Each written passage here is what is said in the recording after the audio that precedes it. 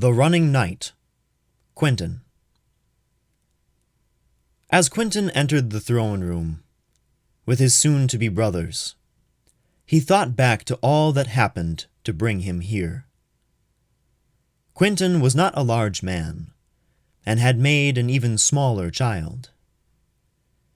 In the village back home, his frailty had been quickly sniffed out by the village bullies, and Quenton had grown up learning to fend for himself.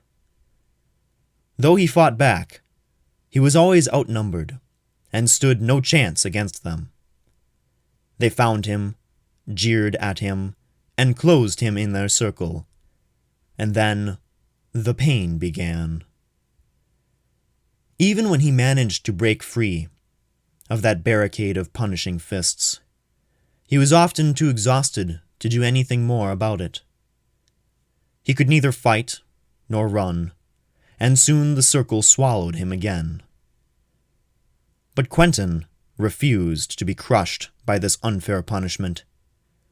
Instead, he recognized his own frailty and swore to defeat it. He started running through the woods surrounding the village every morning and every evening, leaping logs and roots, dodging low-hanging boughs, and daring the devious carpets of moss which hid roots and sticks that would trip him up at first and cast him to the ground. His training would leave him scraped and bruised, and sometimes he cried, but he always got back up. Quenton ran as hard as he could for as long as he could, and slowly he began to grow stronger. But even then, the daily ritual of his beatings would not let up, for physical strength is a slow thing coming, especially for a boy like him. But the true strength of Quenton's being was not in his flesh and bones. It was in his mind. His mind did not work like other boys' minds. He didn't resent the bullies for hunting him down every day to harass him.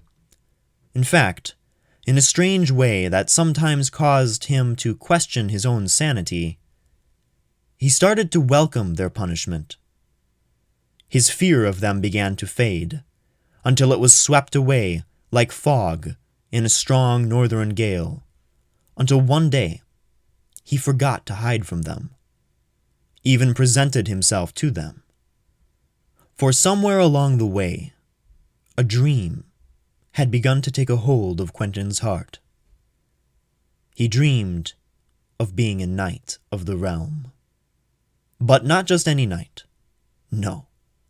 He dreamed of being the fastest, the strongest, the greatest knight there ever was. A knight who, if he were surrounded by enemies, would laugh in their steel-clad faces and cut them all down. Quenton dreamed of being a knight who no one could catch in a fight, let alone defeat him. And with his dream in his heart, the beatings changed form in his mind. Brawls became practice, pain became his teacher, and mistakes were not an option. The odds were severely skewed against him that he would succeed, and he still went home each night with more bruises than the night before. But his iron will would not permit him to give up. He grew faster and stronger, and was able to last a little longer each day. So many times Quenton just wanted to give up, convinced that nothing was changing, that he wasn't growing stronger, and he was tired of being beaten every single day. The little voice of doubt and defeat, which plagues us all like our own personal demons, trying valiantly to derail our dreams. But he didn't listen. Every defeat was fuel in the fire of his heart, and by the next morning, his swift footbeats could be heard tracking the forest trails with unparalleled speed. When several years had passed since his pledge to make himself stronger, and when it had been a long time since either sticks or rocks had tripped him up, Quenton was walking through the town at midday when he saw the group of boys who were once his punishers They hailed him brightly and in good humor. All were good friends now, and they stood around the chalk circle which held no more terrors for Quenton. The first time Quenton won 2 years ago, with many bruises to show for it, he declared that he would win every day from now on. This, of course, pissed them off, and they fought all the harder for it, which was what Quenton wanted, for he had learned that one only grows stronger when his challenge grows harder. Of course, Quenton didn't win every battle, but as time went on, he started winning more and more, and very soon, the fights transformed from senseless, rage-filled brawling to an art form that was filled with grace and chivalry.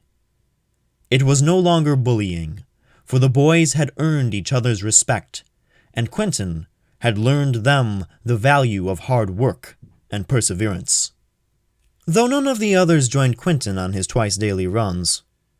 After stumbling through the mud and snow and over the logs, Quenton leapt like a gazelle in flight.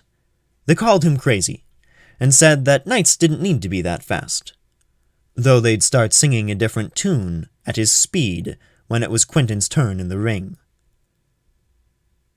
As Quenton passed through the throne room doors, he glanced around at the prospective knights surrounding him. His friends were here in this crowd of soon-to-be brothers, and compassion bloomed, hot and vibrant in his breast, as he reflected on their companionship and the journeys they would share ahead. Quenton grinned, unable to help it. Though still small for his age, he was wiry and fast as a cobra, and ready to take on the challenges ahead.